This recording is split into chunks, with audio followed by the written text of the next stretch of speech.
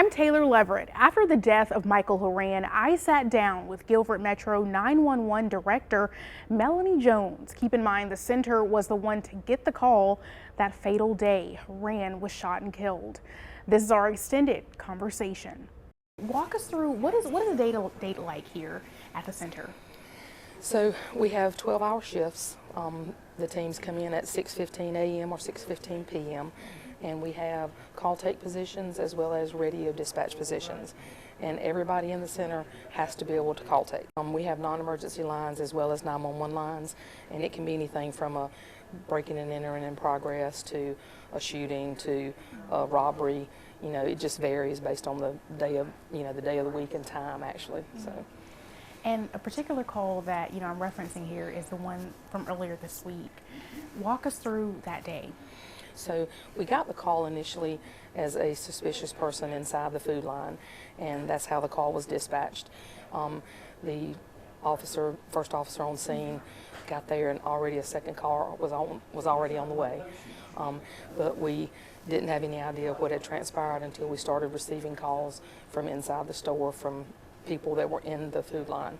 The callers were also telling us the same thing, and so really collectively everybody in the 911 center at that point, their focus is getting EMS and fire to that location as fast as possible.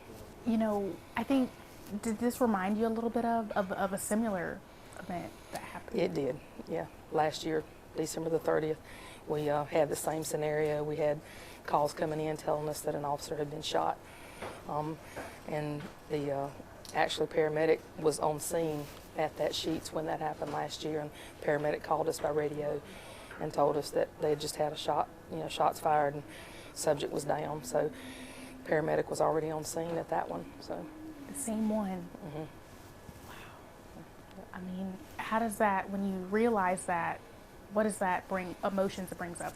Well, I mean, so few people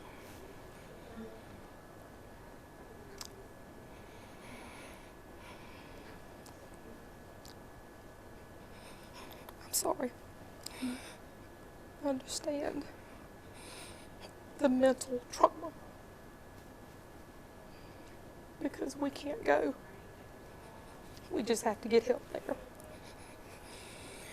We don't respond, but we send everybody else. So rarely do we know the outcome. So it's a lot of mental trauma.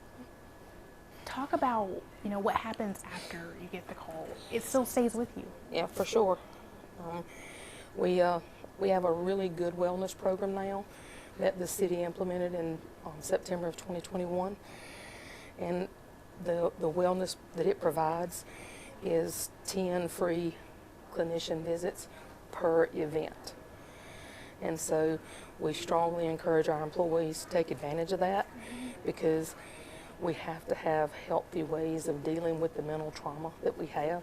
I think it's harder on us because we are the ones that are chosen to protect our communities, and to lose another officer less than a year since we lost the last one, I think it speaks to the harshness of society and the dangers that the responders that actually go to the scene that they deal with every day.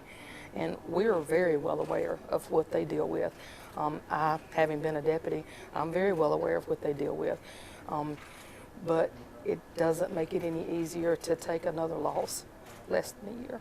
Mm-hmm. You can see all of our coverage on Officer Michael Horan right here on WFNY Plus.